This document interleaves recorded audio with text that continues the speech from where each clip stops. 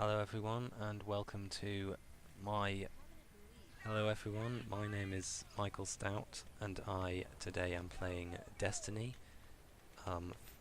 It's the new game by Bungie Entertainment. It's it's new. It just came out yesterday, I think. It's very good, I can say, just from playing it for the first few seconds. I've played this game since I was about 10 years old.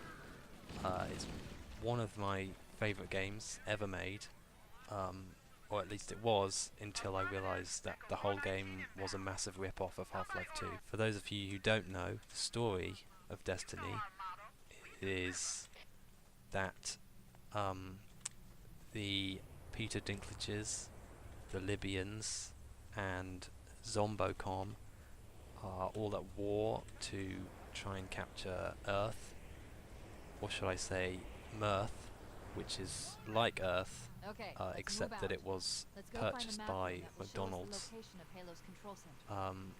You play as the main character of the game, and you shoot guns, you shoot the enemies, you shoot the Libyans, the Zombocom, and you have to save the Peter Dinklages.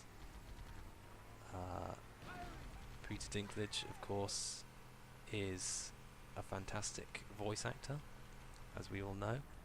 They actually only hired one voice actor for the entire game because he's so good. They only needed him.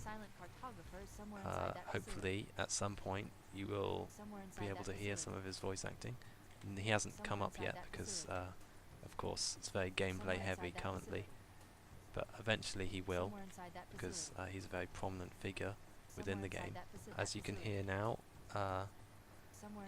there's a very important message being given to me by the support character of the game, Peter Dinklage, of course.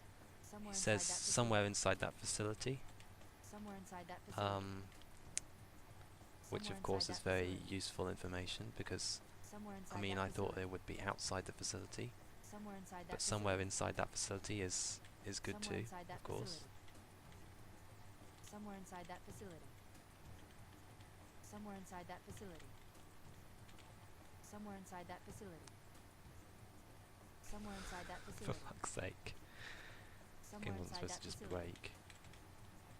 Somewhere inside that facility. Negative, Captain. The Covenant have impeded our progress. So it's possible if we go up to one of my allies here, he might give me some of the voiceover from Peter Dinklage if I ask him. That wizard came from the moon. There you go, that was some of the fantastic voice work from Peter Dinklage, of course.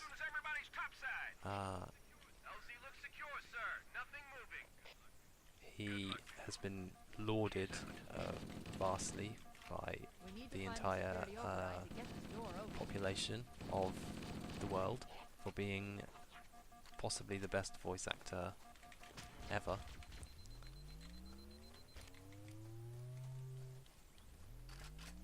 The thing about Halo is you only get one... Shit, I didn't mean Halo. The thing about Destiny is you only get to carry one gun. This is for purposes of realism, because of course in the real world a person only has two hands, and so they can only carry one gun. Into the interior of the island. An important part of the game, of course, is the driving. You effectively can use your vehicle, whichever vehicle that might be,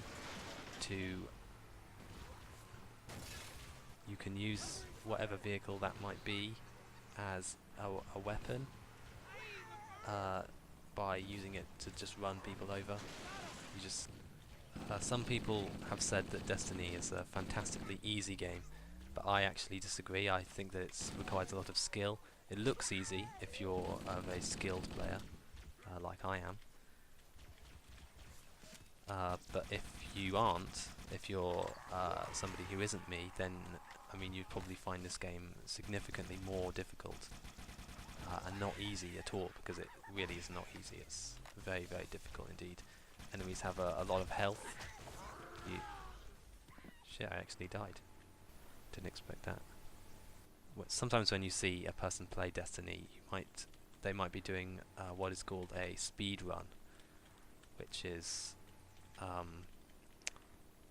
when you try to run as speedily as possible through the game.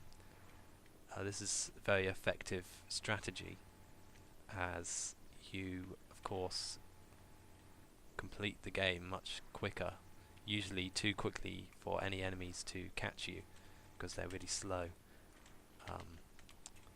The Libyans are a lot slower than the Zombocon, because in Libya they don't have legs in their culture, so they don't have a lot of experience with walking, unfortunately for them, because of course in Destiny they have to walk to get around, which is a real shame for them, but it's fantastic for us because it means that we can just run straight past them whenever we want, and they can't do anything about it, apparently. But one of their most powerful strategies available to the Libyans is to actually move the landscape around, so that the player, in this case me, becomes very lost, because of course that's just their ability, isn't it? They're just very good at moving the entire landscape so that I become lost. Where the fuck do I go? Was it you? Did you do this to me? So of course, effective strategy again is to hit people with your gun. This is much better than shooting them with your gun, because of course the damaging factor of a gun is not the fact that it shoots bullets, but just it's just a placebo effect mostly on the enemies. And so just the idea that they're being hit with a gun is really the most damaging thing to them. And obviously if you don't use bullets, then you can keep the bullets, and then you can sell them. You can sell the bullets to the Bullet Man, who comes from Mars, which is a planet close to Earth, also owned by McDonald's, that is predominantly controlled by the guy who owns Mars.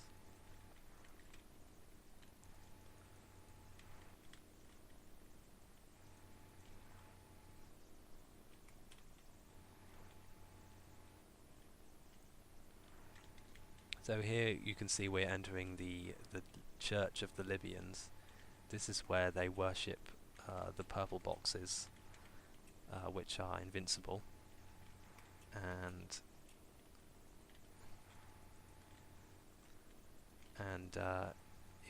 if the player character enters the purple box Libyan church, they will be attacked by the Sonic the Hedgehog, as you can see. Sonic the Hedgehog is a very powerful enemy, because not only is he horrifically slow, he also is terrible at aiming, so it's near impossible for him to ever do any damage to the player whatsoever. At this point in the game, the player's real goal is to become more powerful, so that he can ultimately defeat his nemesis, whose name is the Yellow Jedi. The Yellow Jedi is a deadly enemy, mostly because of his Jedi abilities to use the Force to assault the player. It's a very personal struggle, personally for me, because my parents were actually murdered by the Yellow Jedi. So, in a way, the Yellow Jedi's other ability is to use his Jedi mind tricks to disorient the player, by making him think that he's going the right way, and actually I'm not going. The player is not going the right way because I don't know where the fuck it is. Where the fuck am I going? Oh shit! I fell off. This is a useful strategy for the player, whereby he can jump straight off the edge of the platform and use his parachuting abilities to enter the next level completely unharmed, no grenades.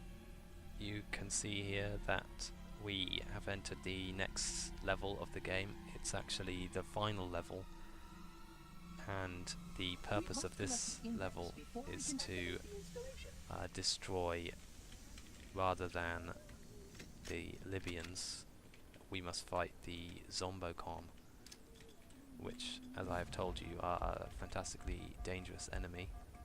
You can see some of them here. You might think that they are a massive rip-off of the zombies from Half-Life 2, but you would be wrong, because they are completely different. As you can see, the aliens in this one have bits of green in them, and the aliens from Half-Life 2, of course, have no green, because that would be ridiculous. And if there's one thing that Half-Life 2 is not, it's ridiculous. Fuck. I'm dead. Again. So, as you might notice, the main tactic of the Zombocom is to attempt to fall onto your head, just like when you're sleeping and a spider falls onto your head, goes in your mouth, suck its dick right off. You know, they say that the average person blows about 6 spider dicks in their lifetime, but not me. I don't. I'm more about six spiders maybe a day. You know, get the big